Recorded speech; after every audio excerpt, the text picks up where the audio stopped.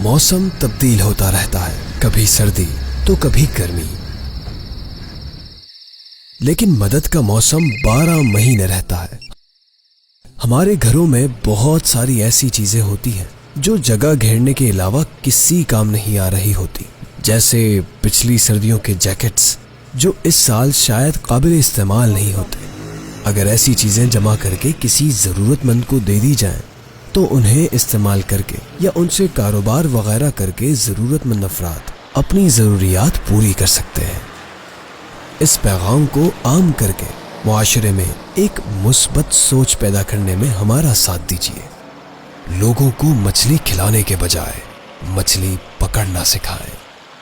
نبی کریم صلی اللہ علیہ وآلہ وسلم نے فرمایا، تم میں سے جو شخص اپنے بھائی کو نفع پہنچا سکتا ہو تو اسے نفع پہنچائے۔